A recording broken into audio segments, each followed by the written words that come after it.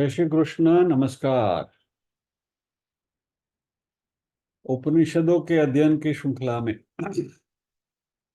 मांडुक्य उपनिषद के अध्ययन में स्वामी श्री गौड़पाद जी की कारिकाओं का अध्ययन हम कर रहे हैं और इस सत्र में आप सभी स्वाध्यायियों का स्वागत एवं अभिवादन ओंकार के नाद के साथ प्रार्थना करेंगे। आ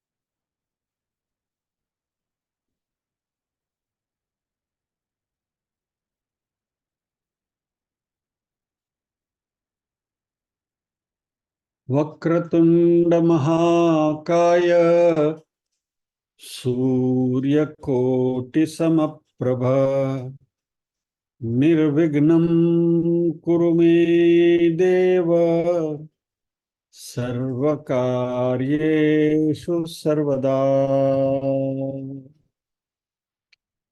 या कुन्देन्दु तुषारहारधवला या शुभ्रवस्त्रावृता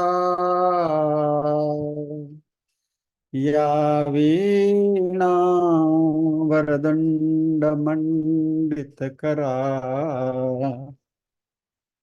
या श्वेतपद्मासना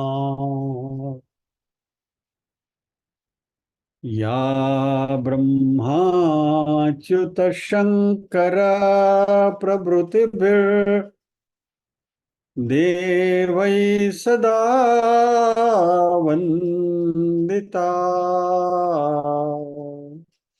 सा मां पातु सरस्वती भगवती निःशेषजाड्यापहा।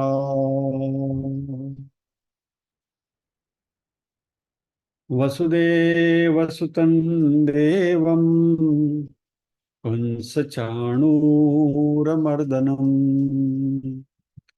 देवकी परमानन्दम् कृष्णं वन्दे जगद्गुरुम्।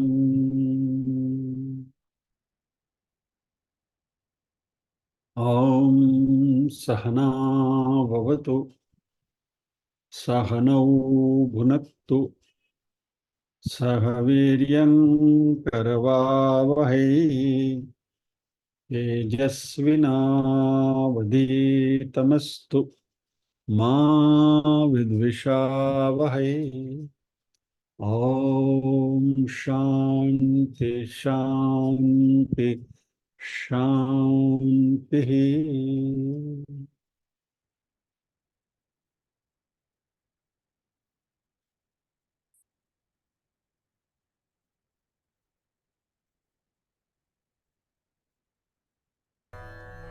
अथ माण्डुक्योपनिषत् शान्तिपाठः।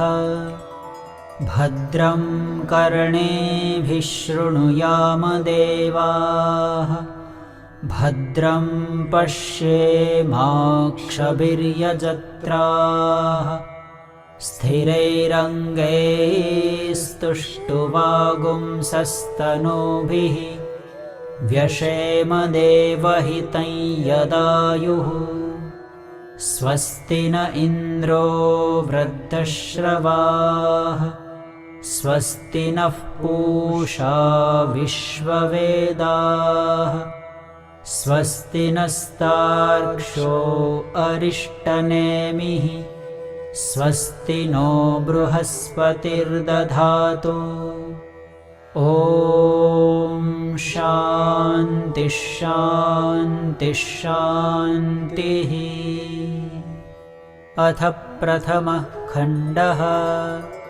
ओमित्येतदक्षरमिदं सर्वं तस्योपव्याख्यानं भूतं भवद्भविष्यदिति सर्वमोङ्कार एव यच्चान्यत्रिकालातीतं तदप्योङ्कार एव सर्वं ह्येतद्ब्रह्म अयमात्मा ब्रह्म सोऽयमात्मा चतुष्पात् इति प्रथमः खण्डः।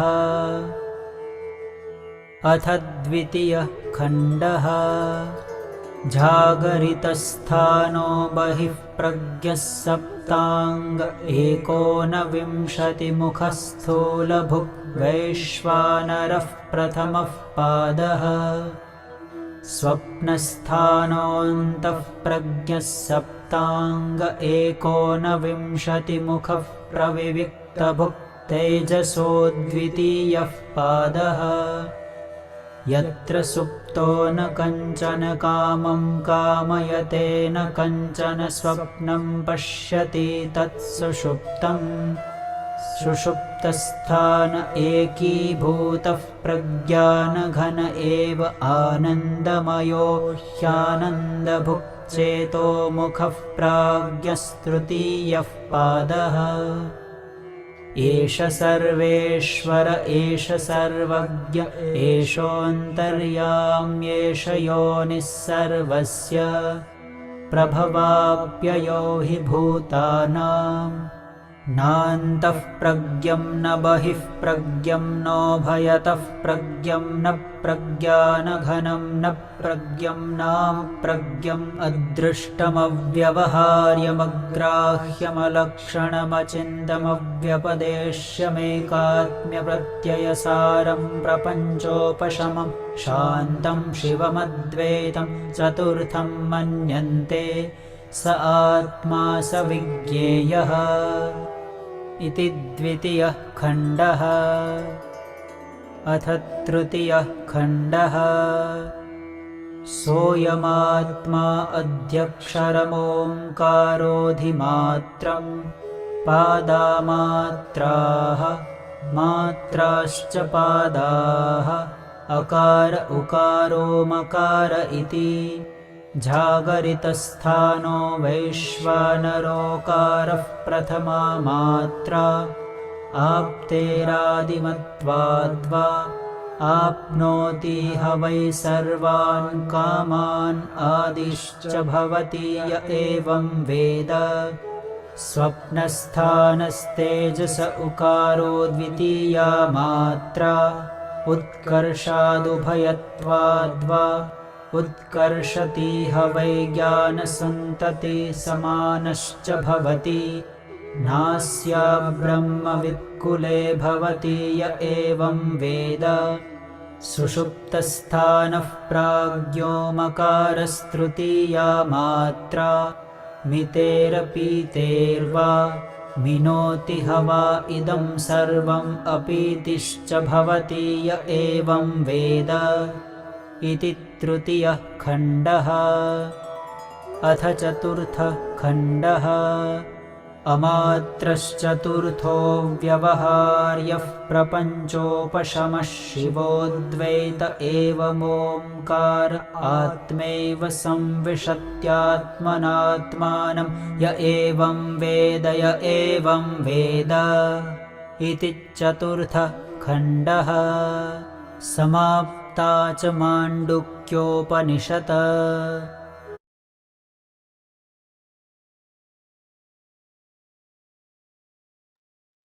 समाप्ता च मांडुक्योपनिषत्। घरे जाओ।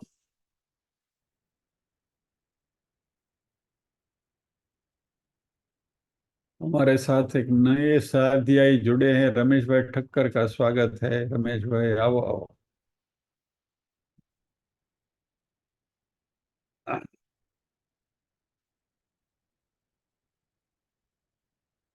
जो हमेशा युगल स्वरूप में दिखते हैं आज अकेले दिख रही हैं कीर्ति बेन। जयेश भाई नहीं आज या कामे गया लागे છે। વાંધો નહીં, થાય થાય। Okay, we are almost at the concluding stage.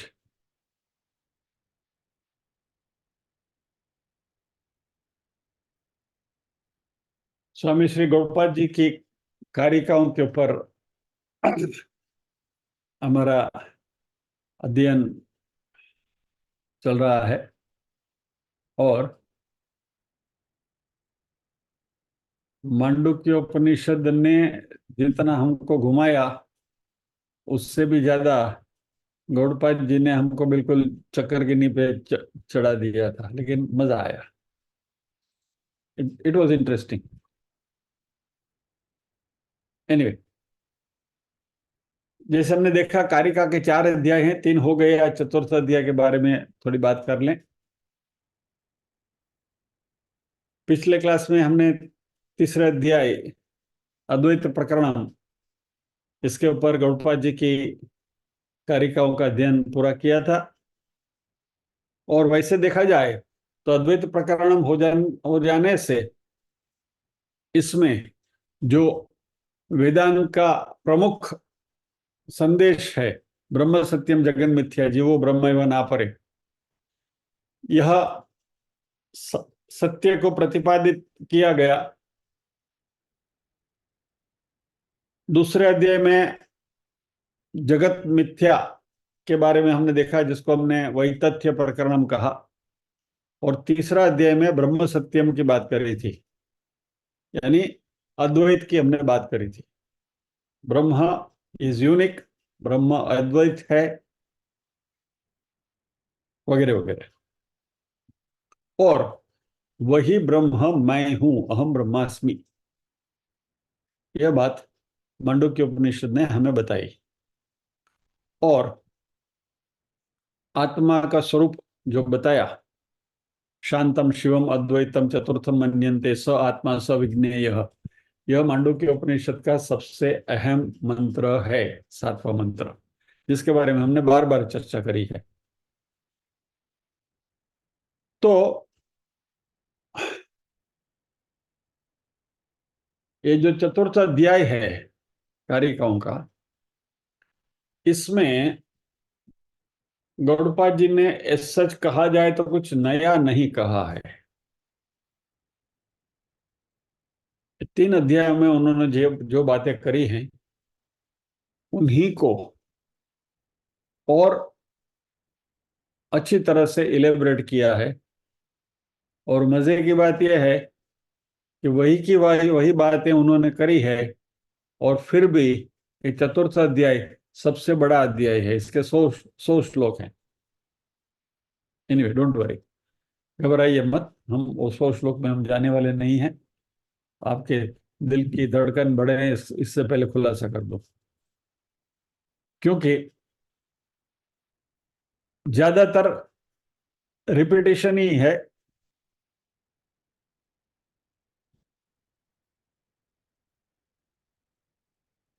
ये जो चौथा अध्याय है उसको ब्रॉडली 3 हिस्से में बांट सकते हैं।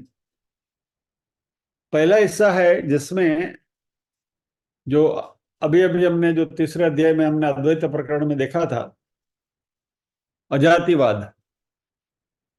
अजातिवाद, जाति यानी कास्ट नहीं है, जाति यानी जन्म, तो उत्पन्न होना। अजातिवाद यानी कि जो उत्पन्न नहीं हुआ है, यह उसकी थ्योरी। तो इसमें 4 मुख्य मुद्दे हमने देखे थे। यह जगत है, उसकी उत्पत्ति नहीं हुई है।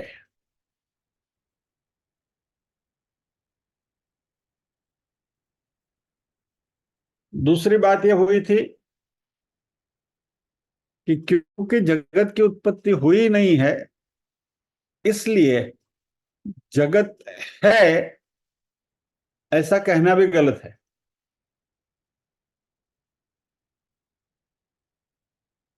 लेकिन हम भले कहें कि जगत की उत्पत्ति नहीं हुई है, जगत का अस्तित्व भी नहीं है, फिर भी सामने जो दिख रहा है और इसकी जो हमें अनुभूति होती होती है, उसको हम नकार नहीं सकते, उसका हमें स्वीकार करना पड़ेगा।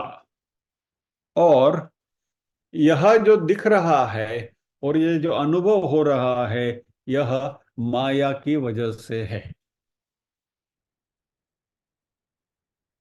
तो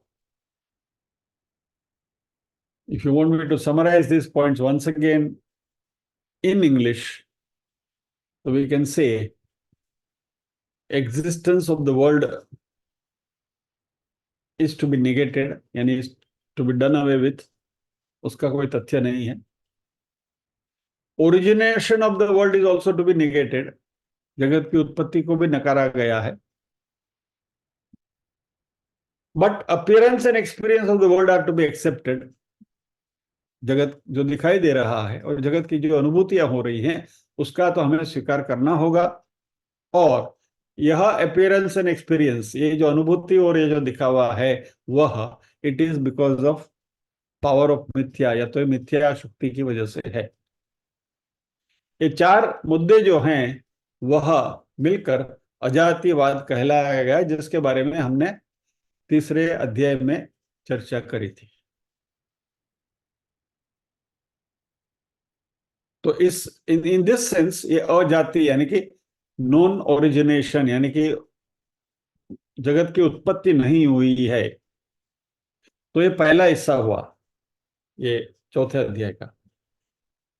तो इसी बात को जो हमने पहले देखी है अजातिवाद को, इसी को इन्होंने दोहराई है। दूसरी बात जो करी है इस अध्याय में, वह जगत का जो मिथ्यात्व है उसके बारे में वापस चर्चा करी है उन्होंने। जगत की उत्पत्ति नहीं है, फिर भी हमें वो स्वप्न की तरह दिखाई दे रहा है, और जैसे स्वप्न की अवस्था में हमें स्वप्न बिल्कुल सत्य दिखाई देता है कि हाँ वैसा ही है, और उसकी हम अनुभूति भी करते हैं और उसका हम स्वीकार भी करते हैं, इसी तरीके से जगत की भी अनुभूति होती है, जगत भी दिखाई देता है। लेकिन जैसे स्वप्नावस्था में स्वप्न दिखता है, वैसे हमें जगत दिखता है।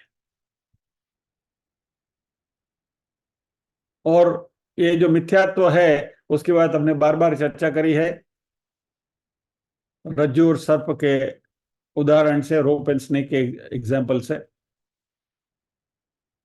तो ये तो अभी हम लोगों को बिल्कुल क्लियर हो गया है कि ये क्या है, जगत मिथ्या यानी क्या। रज्जु के ऊपर जो सांप का भास होता है हमें, वो मिथ्या बात है। यहाँ रज्जु सर्प के एग्जाम्पल में जब ये अजातीयवाद की बात करते हैं, तो एक बात और एम्फेसाइज कर लें कि अंधेरे में डोरी पड़ी है, सांप का हमें उसमें आभास होता है, उसके हिसाब से हमें डर लगता है, हम कांपने लगते हैं, हम चिल्ला उठते हैं सांप सांप करके, वगैरह वगैरह, सब हमने चर्चा करी है। जब भी किसी ने टॉर्च लाई, बत्ती जलाई, दिखा रही है, तो रज्जू है, रस्सी पड़ी है, सांप नहीं है। इस उदाहरण में कि मिथ्यात्व की जब हम चर्चा करते हैं कि जो सर्प है वो मिथ्या है, सर्प रियल नहीं है, खाली वो आभास है। और लेकिन इस उदाहरण में भी जैसे सर्प डोरी में से फिजिकली प्रकट नहीं होता है, यानी डोरी सांप नहीं बनती। Let us understand this thing very clearly. ये जो अजातीयवाद का मेन पॉइंट यह है समझने का कि भले ही हमें सांप, अंधेरे की वजह से सांप, डोरी में हमें सांप दिखता है, लेकिन डोरी में से सांप प्रकट नहीं होता है। It is only an illusion, एक खाली आभास है।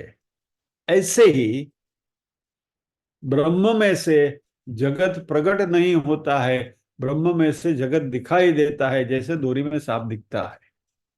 और जैसे वहां टॉर्च का प्रकाश आने से हमें रियलिटी का पता चलता है कि भाई ये सांप नहीं है तो दूरी है, ऐसे ही जब ये हमारे में ज्ञान का प्रकाश होता है तभी पता चलता है कि जो जगत है वो मिथ्या है, वो ब्रह्म में से प्रकट नहीं हुआ है। और जगत का मिथ्यात्व जो है वो हमने उसके बारे में बहुत चर्चा करी है।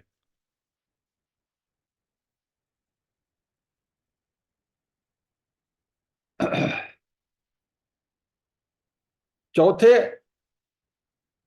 अध्याय प्रकरण में अलात शांति प्रकरणम, इस प्रकरण का नाम है। इसमें उन्होंने एक एग्जाम्पल जोड़ा है इस बात को और क्लेरिफाई करने के लिए। और वो जो एग्जाम्पल है वही बहुत पॉपुलर है, उसको अलात कहते हैं।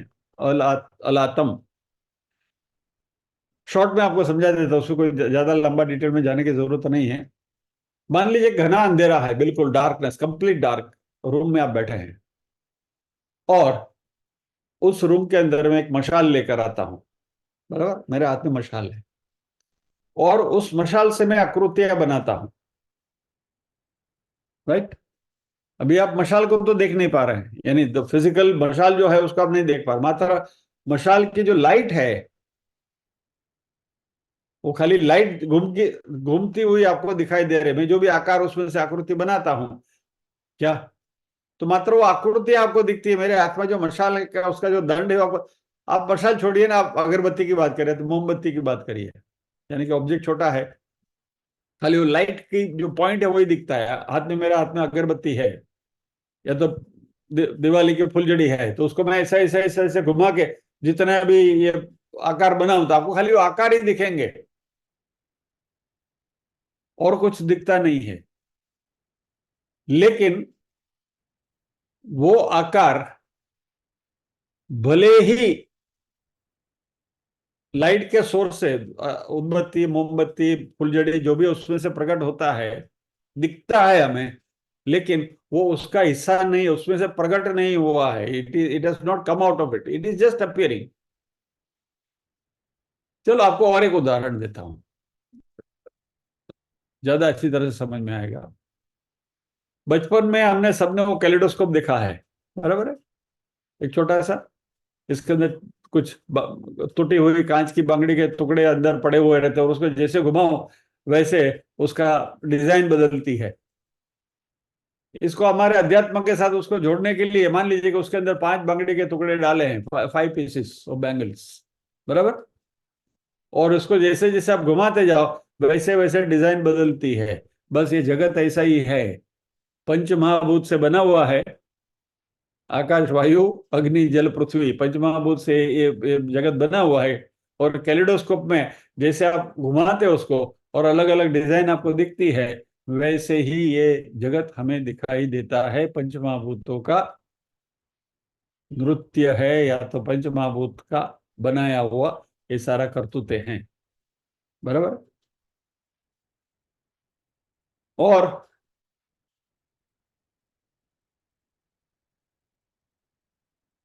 कैलिडोस्कोप में भी आप अंदर जाके कुछ झांक नहीं सकते, कुछ नहीं कर सकते, खाली आपको देखना है, राइट। और हमें मालूम है कि वो जो डिजाइन है वो रियल नहीं है, आभासी है, क्योंकि अंदर 3 मिरर जो रखे हुए हैं उसमें से, चलिए इसको और अध्यात्म कैसा जोड़ना है तब जोड़ दीजिए। 5 बंगड़ी के टुकड़े हैं, और कैलिडोस्कोप में 3 मिरर होते हैं, तो ये त्रिगुणात्मक प्रकृति हो गई, बराबर। ये फ्लैश अभी अभी आ रहा है सीधा, एकदम ताजा ओवन फ्रेश है ये।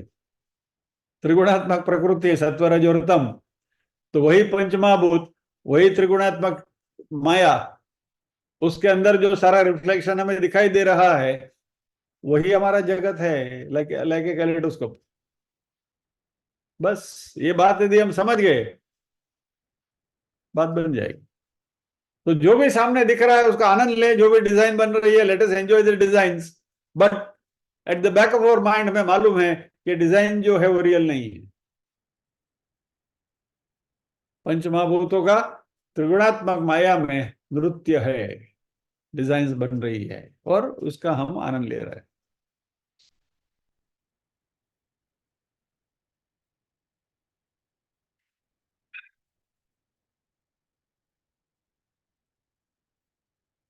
एक छोटा सा एक उदाहरण देखते हैं।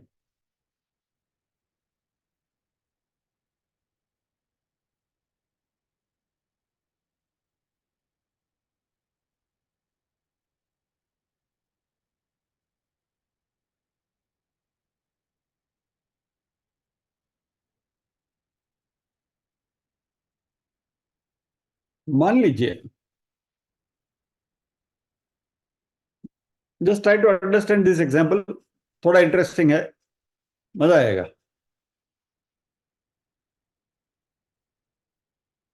आप एक आईने के सामने खड़े हैं, दीवार में एक आईना टांगा हुआ है, फुल साइज आईना है, और उसके सामने आप खड़े हैं, बराबर है। Try to imagine this scenario.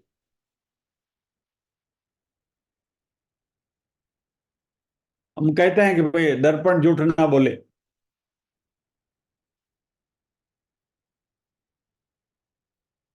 कि आईने के एग्जाम्पल पे मन दौड़ा इसलिए, ये बात इसलिए सूझी, कहीं पढ़ा था, लेकिन गुजराती का एक ये शायरी का एक प्रोग्राम था, उसको मैं सुन रहा था। उसमें किसी कवि ने एक बहुत अच्छा शेर पढ़ा था, उसमें आईने का उन्होंने जिक्र किया था। उसका मैं हिंदी में ट्रांसलेशन करता हूँ। गुजराती में शेर तो, ક્યારેક તો બહાર નીકળો तो अरीसाने पण आराम મળે। दैट वाज द शेर। कल ये 2 लाइन का इतना छोटा शेर था, मतलब बोले कि बड़ा सूचक था। उसका हिंदी ट्रांसलेशन है, कभी तो बाहर निकलिए ताकि आईने को भी आराम मिले। जो मानूनी जो गर्विता जो है, उसको संबोधन करते हुए कहा गया है कि कभी तो बाहर निकलिए, आईने को भी आराम मिले। तो ये आईने के ऊपर से ये बात दिमाग में आई। चलिए, अभी आईने की हम चर्चा करते हैं। लोग कहते कि आईना झूठ नहीं बोलता, लेकिन ये संपूर्ण सत्य नहीं है, ये भी आभास है। क्योंकि that is a bag of mix feeling है, तो मिक्स बैग ऑफ अनुभूतियां, थोड़ा सच थोड़ा झूठ। ओके, आईने के सामने आप खड़े हैं, बराबर है, और एक कोई भी एक सिनेरियो की आप कल्पना करिए। जो उदाहरण मैंने पढ़ा था मैं आपके सामने रख रहा हूं। फुल साइज मिरर के सामने आप खड़े हैं। नीचे आपके पैर के नीचे जमीन है, सर के ऊपर आसमान है। मेरे दाहिने हाथ में, राइट हैंड में, मैंने एक बुक्के, फूलों का गुलदस्ता पकड़ के रखा है। खड़े खड़े मैं परमात्मा की प्रार्थना गा रहा हूँ, कुछ भी कर रहा हूँ, ऐसे खड़ा हूं, चलिए ना, हाथ में गुलदस्ता लेकर। अच्छा, मेरे आगे पीछे लोगों का आवागमन चालू है, लोग आ रहे हैं जा रहे हैं। I am standing here, mirror मुझसे थोड़ा दूर है, मान लीजिए कि 4-5 फुट दूरी पर मैं खड़ा हूं। मेरे आगे पीछे लोग आते जा रहते हैं। मेरे पीछे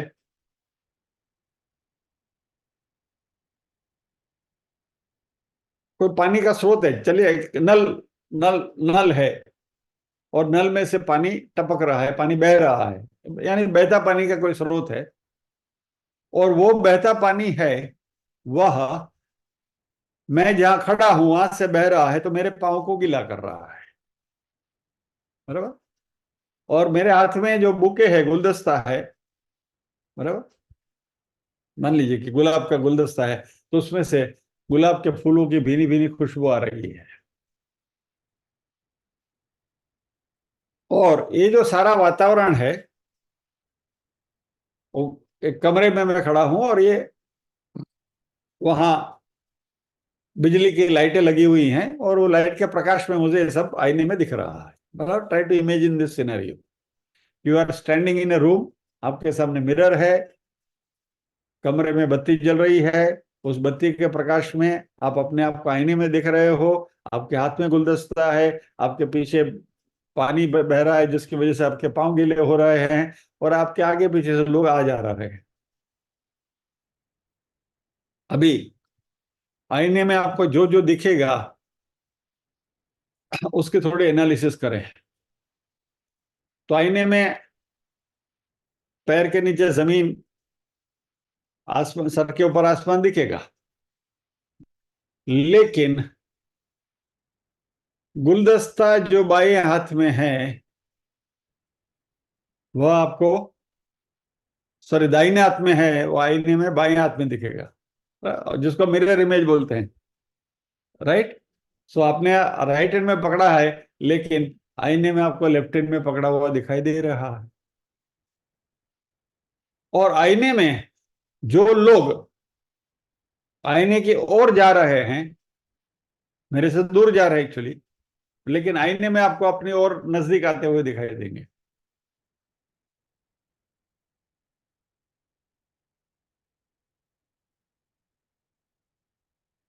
अभी आईने के उस पार, यानी उसमें जो इमेज बन रहा है, मिरर इमेज जो बन रहा है, वह असत है, वो सत्य नहीं है। और उसी को हम संसार के साथ कंपेयर कर सकते हैं। तो जो बाहर आप खड़े हैं वो आपके रियल रियल स्वरूप है, आपका सही स्वरूप है, अहम ब्रह्मास्मि वाला। लेकिन आईने में जो दिख रहा है वह इस संसार का दृश्य दिख रहा है। अच्छा, मैं जब तक आईने के सामने खड़ा हूं तब तक वो आईना, ये सारे दृश्य मुझे मेरे परिप्रेक्ष्य में दिखा रहा है। बराबर। मान लीजिए कि आईने से मैं हट गया, आईने के सामने से, और वहां छगनलाल आके खड़े हो गए, तो वही दृश्य अभी छगनलाल को दिखेगा, मुझे नहीं दिखेगा। As long as I am in front of the mirror, I will watch that scenario. As soon as I go away from the mirror, I am not watching it. If somebody else come there, that somebody will see it.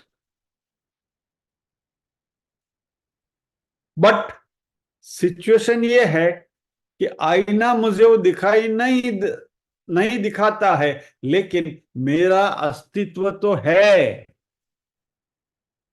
मैं आईने में नहीं देख रहा, दिखाई दे रहा हूं, या तो आईने में जो दृश्य है वो मुझे दिखाई नहीं दे रहे हैं, उसका अर्थ ये नहीं है कि मैं नहीं हूं, मेरा अस्तित्व मिट गया। Just try to compare it with the scenario of your death, कि भाई शरीर छूट गया, मृत्यु हो गई, तो आत्मा जो है, कॉन्शियसनेस जो है, चैतन्य जो है, वह कायम है, भले ही ये जगत के पटल के ऊपर वो दिख नहीं रहा है। बराबर, आईने में नहीं दिखेगा, आईना है वो जगत है। तो इस जगत में, इस दुनिया में आप दिखाई नहीं दे रहे हैं, फिर भी आप हैं, मौजूद हैं। अच्छा, नल के नीचे से बहता हुआ पानी जो है, वो पानी का गीलापन या तो उसकी ठंडक मैं महसूस कर रहा हूं, लेकिन आईने में मेरा जो इमेज है उसको वो अनुभूति नहीं होती। मेरे हाथ में जो गुलदस्ता है, बुके है, उसके फूलों की सुगंध मुझे यहां मिल रही है, लेकिन आईने में नहीं मिलेगी। यानी आईने के इस पार ये सब महसूस किया जा सकता है, आईने के अंदर तो खाली आभास ही है, it is only an image.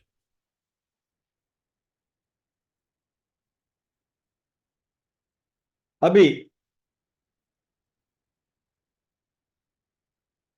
आईने के इस पार का जो दृश्य और आईने के अंदर जो इमेज हमको दिख रहा है, मिरर इमेज जो दिख रहा है,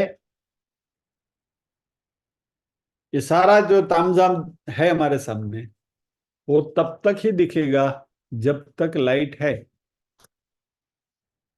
मान लीजिए कि कमरे में से बत्ती गुल हो गई, लाइट चली गई, तो आईना भी अपनी जगह पर है, आप भी अपनी जगह पर खड़े हैं, लेकिन आईने में जो आपको जो दृश्य दिखता था वो दिखना बंद हो गया। यानी लाइट वही ज्ञान का प्रकाश है। तो जब तक ज्ञान का प्रकाश है तब तक हमें स्पष्ट रूप से दिखाई दे रहा है कि ब्रह्म सत्यम जगन मिथ्या, जीव ब्रह्म न अपरे, यानी जीव ब्रह्म ही है, जगत जो है वो मिथ्या है। आईने में जो दिखाई दे रहा है वो सब आभास है, वो मिथ्या है। सत्य तो मैं हूं, ब्रह्म है, और मैं ही ब्रह्म का स्वरूप हूं, अहम ब्रह्मास्मि।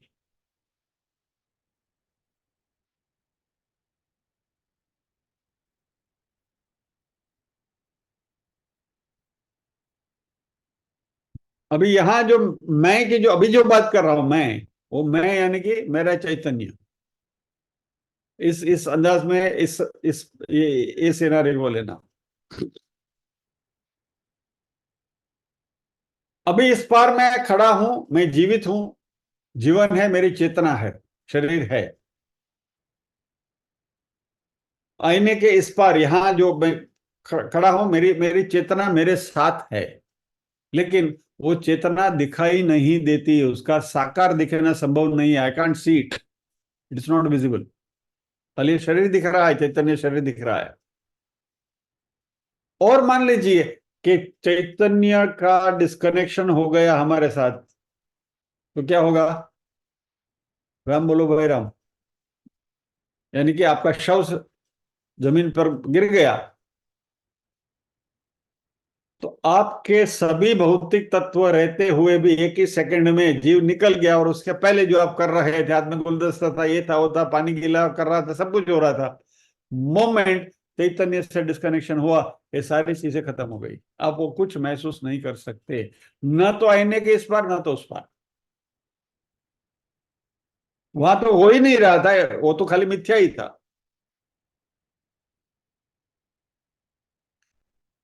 मेरे शव को दूसरा व्यक्ति देख सकता है, लेकिन मेरे चैतन्य को वो नहीं देख सकता, मैं भी नहीं देख सकता, वो भी नहीं देख सकता।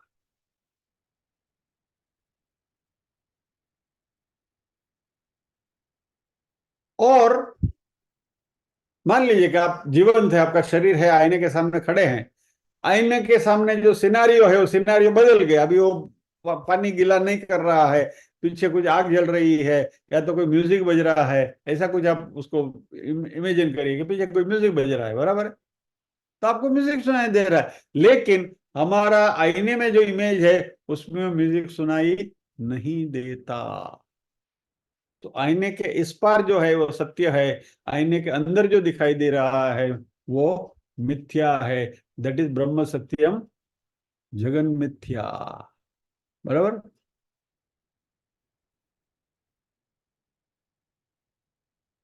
आपको एक मजे की बात बताता हूँ, रियल लाइफ ब्रह्म सत्यम जगन मिथ्या की। पहले तो हमारे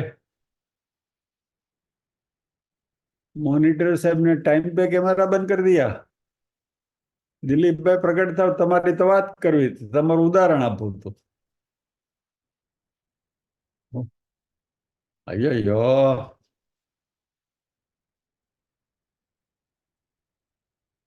ब्रह्म सत्यम जगन मिथ्या का लाइव उदाहरण मैं अभी आपको देता हूं, हमारे दिलीप भाई का। मांडुक्य उपनिषद में सब कुछ सीखते हैं, पढ़ते हैं, सब कुछ मिथ्या है, जगत मिथ्या है, सब मिथ्या है, खाली मेरा चैतन्य सत्य है। पहले तो हम उनका अभिनंदन करें, उनका अभिवादन करें। उन्होंने एक नया ऑफिस खोला है, तो कॉन्ग्रेचुलेशन टू यू दिलीप भाई for that, from all of us. और उसमें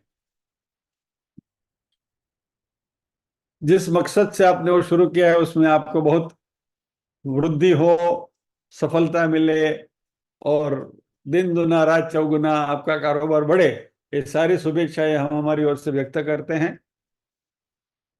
लेकिन उनका एक ऑफिस था, दूसरा शुरू किया। एक मिथ्या में तो बैठे थे, बोला वो मिथ्या रास नहीं आ रहा, अभी दूसरा मिथ्या हम शुरू करें, यानी कि आईने के सामने जो चित्र था, जो सिनारियो था, वो भी बदल गया। खड़े तो आईने के सामने ही है, बराबर। पहले पैर के नीचे से पानी बह रहा था, हाथ में गुलदस्ता था, अभी कुछ सिनेरियो कुछ दूसरा और है, लेकिन है क्या? आईने के सामने ही खड़े हैं। इस बात को यदि हम अच्छी तरह से समझ लें तो at the back of the mind निधिध्यासन के तौर पर ये मिथ्यात्व हमें दिखता है, लेकिन जगत की सत्यता जो मिथ्या में जगत की जो सत्यता है, यानी कि उसका होना, यानी it's appearance and it's experience, दिखता भी है, नया ऑफिस दिखेगा भी, और नया ऑफिस का एक्सपीरियंस भी होगा, उसका आनंद लेना है। लेकिन eight the back of the mind हमारे मन में ये 24/7 रहना चाहिए, ये मिथ्या है। ब्रह्म सत्यम जगन मिथ्या, जीव ब्रह्म है व न परे, मैं ब्रह्म हूं, अयम ब्रह्मास्मि, यानी इससे मुझे कुछ छूता नहीं है, मुझे कोई फर्क नहीं पड़ता है। अब इस नए कारोबार में दिलीप भाई के पास $1 ट्रिलियन भी आ जाए तो भी दिलीप भाई के होलिये में कोई फर्क नहीं पड़ेगा। ऐसी शुभेच्छा हम उनको देते हैं अध्यात्म के हमारे साध्याय के नाते से। और यह कुछ संसार का नाटक है, कुछ तकलीफ आ गई, वो भी उनको छुएगी नहीं। यानी सुख में या तो दुख में, अनुकूल परिस्थिति में या तो प्रतिकूल परिस्थिति में, दोनों परिस्थितियों में दिलीप भाई का समत्व बना रहे तो ये मांडुक्य उपनिषद का जो अध्ययन है वह सफल हो जाएगा। और यही निधि ध्यासन है। ये आपको रियल लाइफ एग्जांपल देकर ये आज की हम बात कर रहे हैं। यानी मांडुक्य उपनिषद में जो हम सीख रहे हैं या तो सीखा है हमने, वो यही बात है कि ब्रह्म ही सत्य है, ब्रह्म सत्य भी है, ब्रह्म इटर्नल भी है। और जो इटर्नल यानी कि जो शाश्वत है उसमें कभी बदलाव नहीं होता। और क्योंकि ब्रह्म शाश्वत है, क्योंकि ब्रह्म इटर्नल है, ब्रह्म में यदि बदलाव नहीं होता तो ब्रह्म में से कुछ प्रकट नहीं हो सकता, ब्रह्म में से कुछ nothing can come out of it. इसलिए ये जो जगत है वो ब्रह्म में से उत्पन्न हुआ नहीं है। तो क्या हुआ?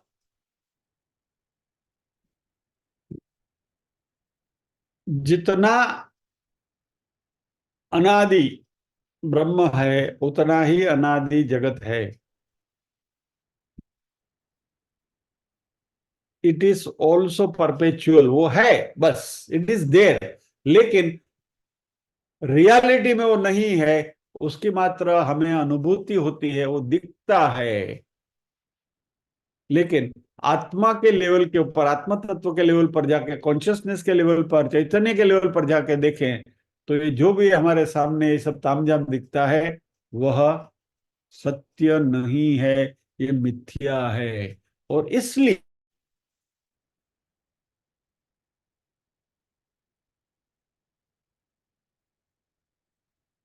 योगिनी बेन का सा लगे ना लगे, she should not get disturb. लगेगा तो लग जाएगा तो उसका आनंद लेगा, नहीं लगेगा तो कोशिश करेंगे, पुरुषार्थ करेंगे। लेकिन इससे हमें कोई ज्यादा अपसेट होने की जरूरत नहीं। ये सब रियल लाइफ एग्जांपल में इसलिए दे रहा हूं कि ये जो ब्रह्म सत्यम जगत मिथ्या जो है उसको कैसे हम हमारे जीवन में अनुभव अनुभव करें, निधि ध्यासन करें। यानी जीवन में कभी भी अनुकूल प्रतिकूल परिस्थितियां आए तो ऐसी अनुकूल प्रतिकूल स्थिति में हम अपने दिमाग को अपनी जगह पर आराम से ठंडा रख सके और मौज करते चलें। यही इस मांडुक्य उपनिषद का सार है।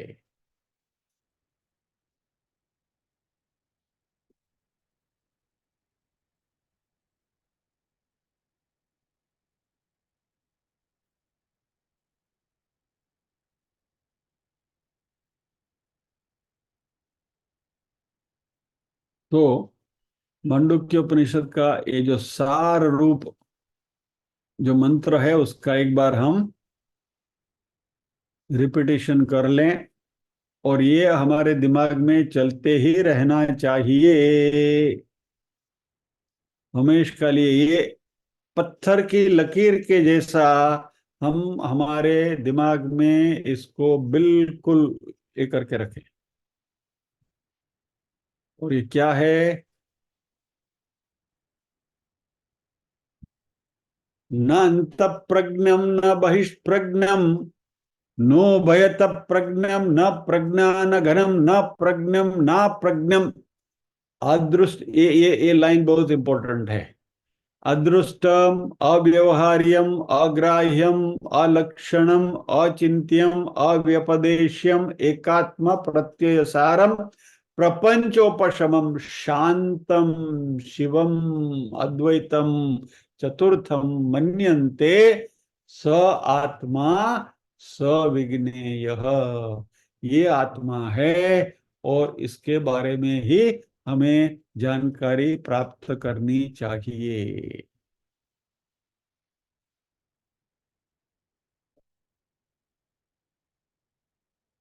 सो विद दिस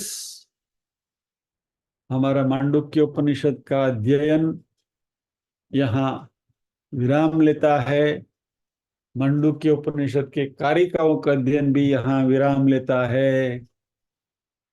और कुछ हद तक मैं कहूँ तो मेरे पागलपन से भी आपको मुक्ति मिल गई। नहीं तो बोले कि कारिका लेकर बैठेंगे तो वापस पाछो राडा रामायण थशे। એટલે એવું બધું કઈ થશે નહીં। આજે માંડુક્ય ઉપનિષદનું અચ્યુતમ કેશવમ રામ નારાયણમ કૃષ્ણ દામોદરમ વાસુદેવમ ભજે શ્રીધરમ માધવમ શ્રી ગોપિકા વલ્લભમ जानकी नायकम श्री रामचंद्र। तो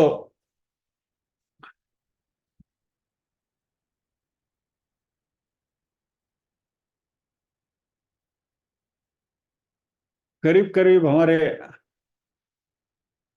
कितने हुए, एक मिनट में देख के बताता हूँ आपको।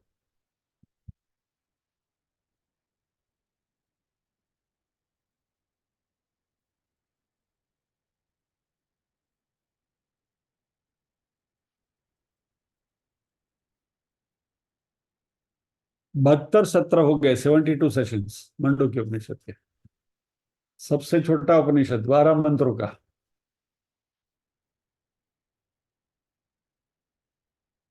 And we have spent 72 sessions on this. लेकिन आनंद की बात यह है कि इसमें हमने बहुत कुछ जाना, बहुत कुछ नया सीखा और एक जीवन की ओर देखने की जो हमारी दृष्टि है, वो दृष्टि में भी काफी बदलाव आया है, ऐसा मैं समझकर चलता हूं। और मुझे आशा है कि आप मेरे इस कथन के साथ बिल्कुल सहमत होंगे कि भाई it has change our you know जीवन की ओर देखने का जो हमारा परिप्रेक्ष्य है उसमें काफी बदलाव आया। There was a paradigm shift. Okay, what next?